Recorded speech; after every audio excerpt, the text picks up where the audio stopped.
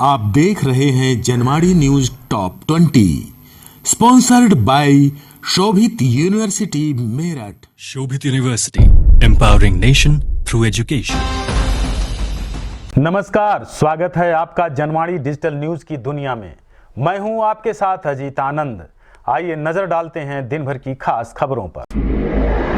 हिजाब प्रतिबंध केस में जजों की राय अलग अलग, चीफ जस्टिस के पास भेजा गया मामला।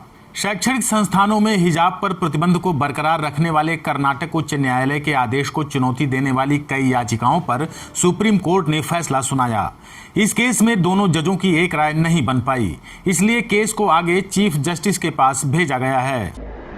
प्रधानमंत्री नरेंद्र मोदी ने विपक्ष पर कसा तंज, बोले जो सुविधाएं पिछले दशक में मिलनी थीं वे अब मिल रही हैं। शिमला में एक जनसभा को संबोधित करते हुए प्रधानमंत्री नरेंद्र मोदी ने कहा कि आज का नया भारत पुरानी सारी चुनौतियों पर तेजी से काम कर रहा है। जो सुविधाएं पिछली शताब्दी में ही लोगों को मिलनी चाहिए थीं, वो अब लोगों तक पहुंच रही हैं।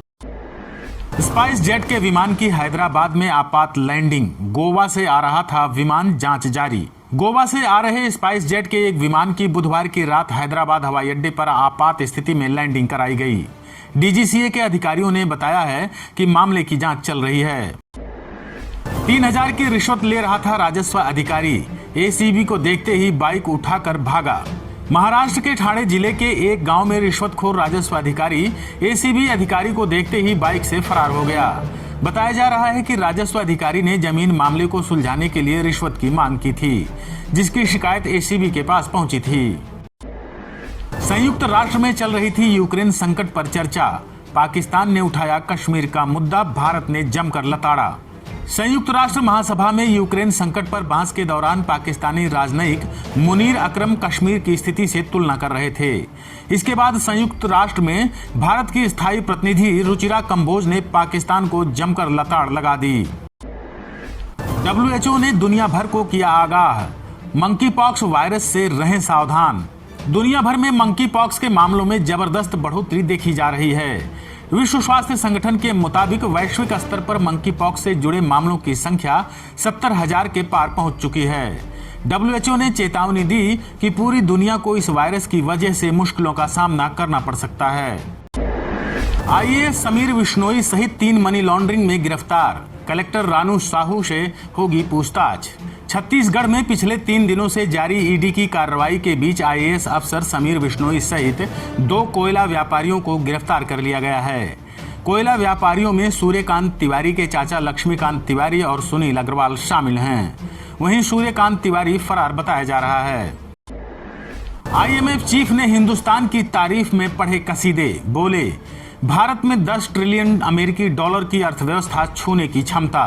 अंतर्राष्ट्रीय मुद्रा कोष के मुख्य अर्थशास्त्री पियरे ओलिवियर गौरिनचास ने भारतीय अर्थव्यवस्था की तारीफ की है। उन्होंने कहा कि भारतीय अर्थव्यवस्था ऐसे समय में तेजी से उभर रही है जब दुनिया मंदी की संभावनाओं का सामना कर रही है। उन्होंने कहा कि भारत 10 ट्रिलियन अमेरिकी डॉलर की अर्थव्यवस्था छूने की क्षमता रखता है।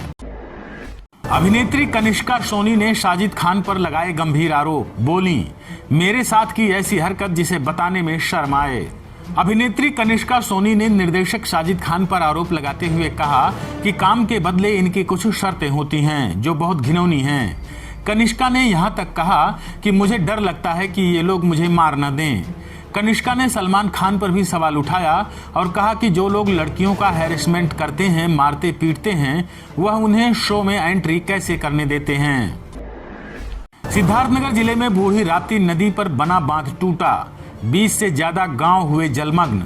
सिद्धार्थनगर जिले की इटवा तहसील क्षेत्र में बूढ़ी राप्ती नदी पर अशोकवा मदरहवा बांध बुधवार की रात टूट गया और बूढ़ी राप्ती नदी ने कहर बरपना शुरू कर दिया।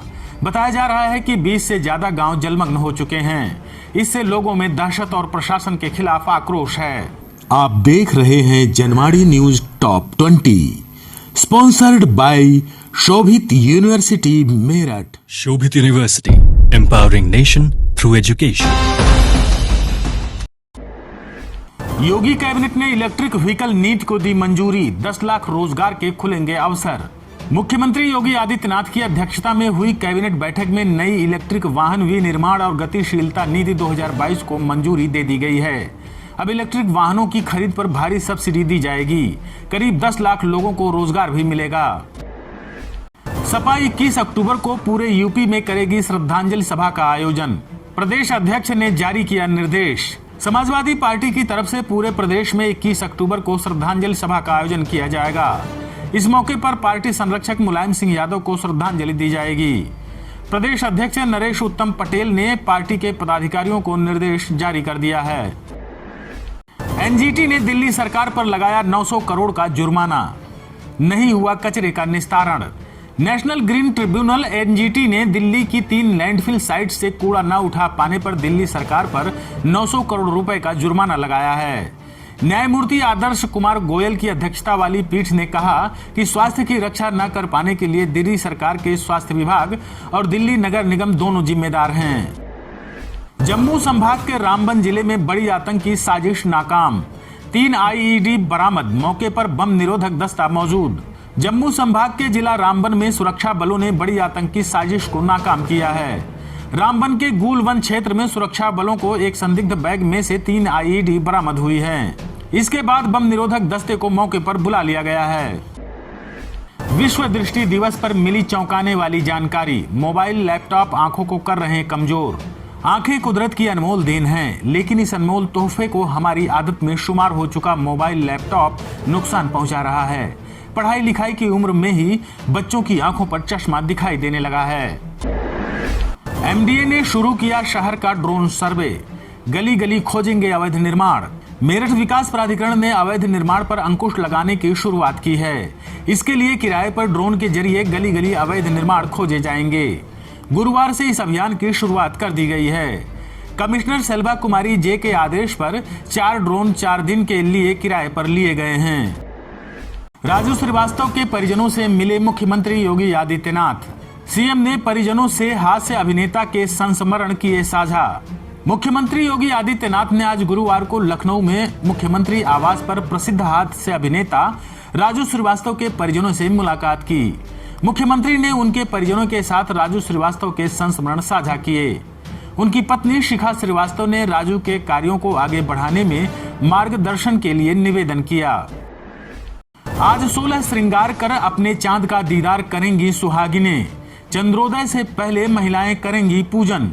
पति की लंबी आयु के लिए रखा जाने वाला करवा चौथ व्रत महिलाओं के लिए हमेशा से खास रहा है। 16 श्रृंगार कर चांद के दर्शन और पति के हाथ से जल ग्रहण कर व्रत खोलने की परंपरा को सुहागिनें शिद्दत से निभाने के लिए आतुर रहती हैं। कई साल बाद करवा चौथ पर रोहिणी नक्षत्र और मंगल का अमृत योग बन रहा है। यह पिया संग प्रेम को बढ़ाएगा और दाम्पत्य जीवन में खुशहाली लाएगा। बागपत जिले में त्योहारों से पहले बड़ी कार्रवाई, 11 कुंतल मिलावटी मावा कराया गया नष्ट। बागपत जिले के बड़ौत में मिलावटी मावा दिल्ली भेजने की सूचना पर गुरुवार को एसडीएम व खाद्य सुरक्षा अधिकारी ने डीसीएम को दिल्ली रोड पर पकड़ लिया। इस दौरान जांच की गई तो मावा मिलावटी मिला। इसके बाद जेसीबी मौके पर बुलाई गई और गड्ढा खोदकर 11 कुंतल पाउडर से बने मावे को नष्ट कराया गया। साथ ही 5 सैंपल जांच के लिए भेजे गए। रिश्तेदार महिला से थी पति की नजदीकियां, करवा चौथ से एक दिन पहले पत्नी को दी खौफनाक मौत। मेरठ के जत्तीवाड़ा में एक विवाहिता की जहरीला पदार्थ देकर हत्या कर दी गई। मायके वालों ने आरोप लगाया है कि पति के परिवार की ही एक महिला से संबंध थे। इसका विरोध करने पर पत्नी प्रियंका को मार दिया गया। प्रियंका के परिवार वालों ने काफी देर तक हंगामा किया, तब जाकर पुलिस ने केस दर्ज कर जांच शुरू कर दी है। आप देख रहे हैं Janwadi news top 20, sponsored by Shobhit university Meerut. Shobhit University, empowering nation through education.